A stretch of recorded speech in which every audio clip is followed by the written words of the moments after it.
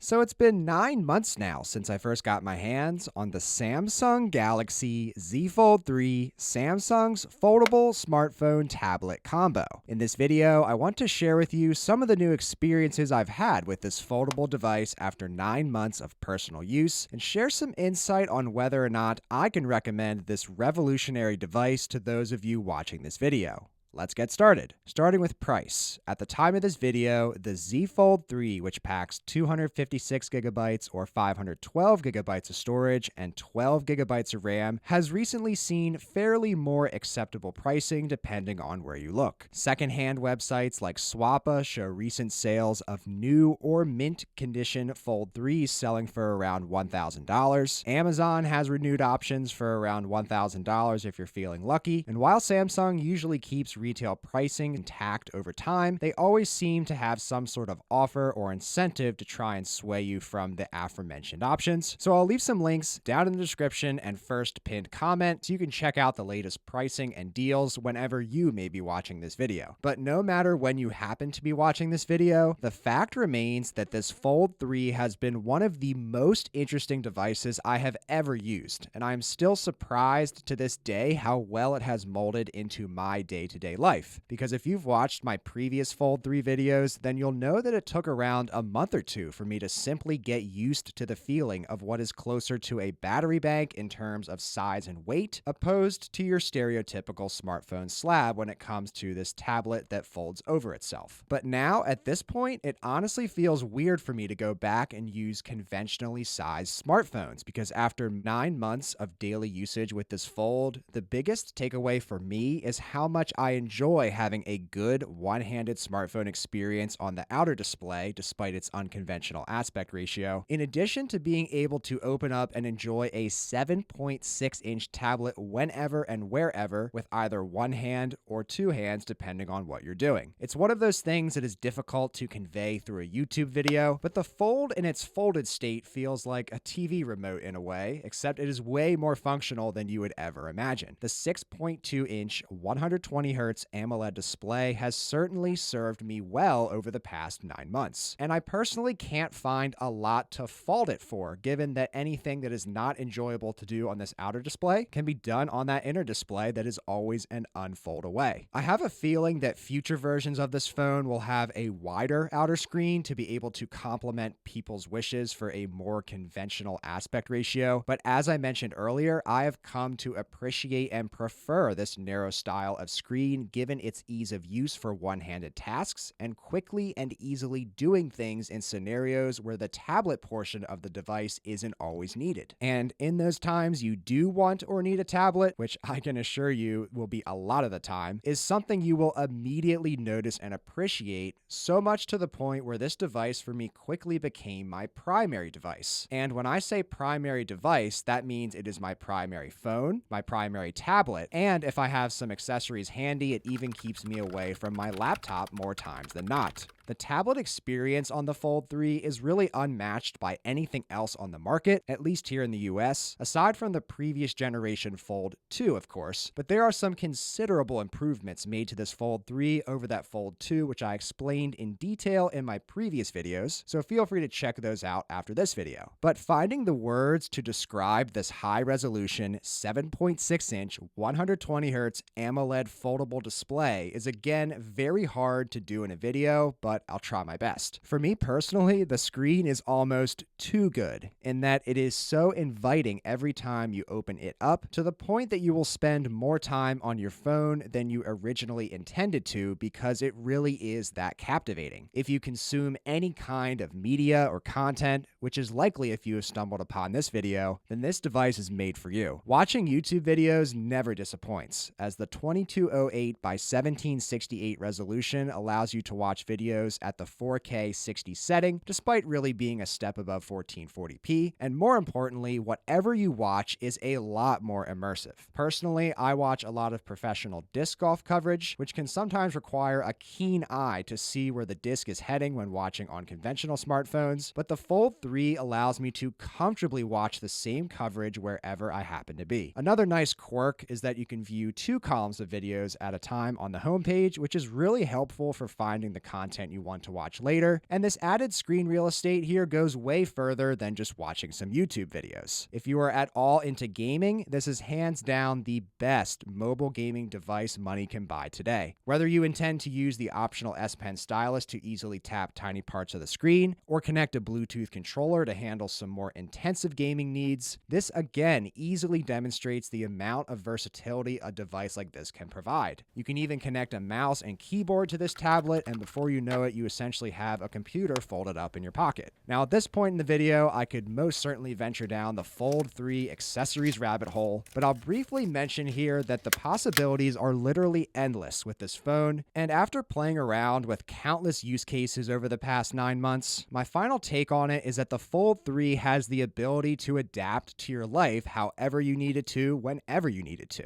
Despite the fact I was on an accessory adventure several months ago, at the time of this recording, I personally prefer to use the Fold 3 as is. No case, no S Pen, no added accessories, and I'm still enjoying it just as much as having it decked out with all of those aforementioned accessories. It goes to show how versatile the device is and will continue to be no matter how much my personal wants and needs change over time. But versatility doesn't matter at the end of the day if the Fold 3 can't hold its own from a durability standpoint. And even though the general consensus online seemingly continues to remain as foldable phones are more fragile than your standard smartphone, I have personally been very impressed at how well this Fold 3, in addition to Samsung's other foldable phones, have held up over time. Aside from one small scratch in the bottom left corner, this inner display, without the included screen protector mind you, has held up very well. My Fold has been through a lot, which I sadly have proof of from these scratches on the outer aluminum frame, but having a marked up exterior and a practically unmarked interior after 9 months brings me to the conclusion that these foldable displays do an excellent job of protecting themselves when folded up. And before anyone asks, yes, I have dropped this Fold with the screen opened, but luckily no damage from any of those incidents to my surprise. And I know I mention it in every video at this point, but the water resistance on this Fold 3 gives me so much peace of mind, especially given its higher price tag. If you want some more detailed explanations regarding durability, then look no further than some of my comment sections below, since I've historically seen some very helpful user experiences down there. Now, make no mistake of this video simply being a praise fest for the Fold 3, as it certainly has its downsides, the biggest of those being the battery. While the battery life is acceptable on an average day, it's in the times you are heavily using the phone that you wish more battery was on board, and this happens more than usual compared to regular smartphones because, as I mentioned earlier in the video, you almost always end up using this phone for longer than you originally intended due to its very inviting inner display. It hasn't been uncommon for me to have to plug in this phone before the end of a day that I am binging on some YouTube videos or playing a game for an hour or two. But for whatever it's worth, it's a much more acceptable battery overall for me compared to the Galaxy Z Flip 3, and more importantly, the Fold 3 is packed with a much more acceptable 25-watt charging, so on days when my battery is running a little lower, I feel that I can sufficiently charge back up in little time given the faster charging speeds. As far as your other conventional smartphone specs and metrics, I've personally had little to no issues from a performance standpoint with the Snapdragon 888 processor inside. The dual speakers on this phone are some of the loudest you'll hear on any phone, and the side fingerprint sensor is one of the best I've used on any phone as it's in the middle, so it's very accessible and unlocks quickly whether you want to use the outer or inner display. The cameras are plenty capable with a versatile triple lens setup,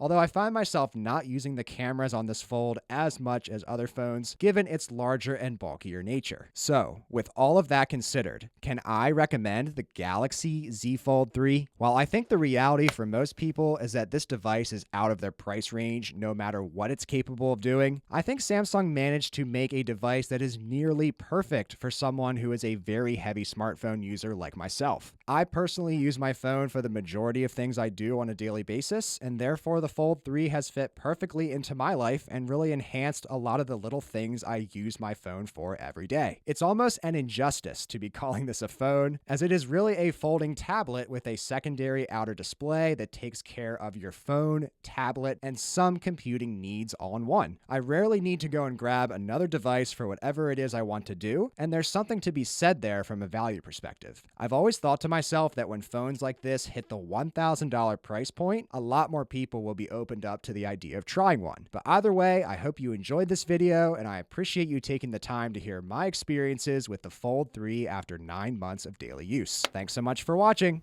Take care.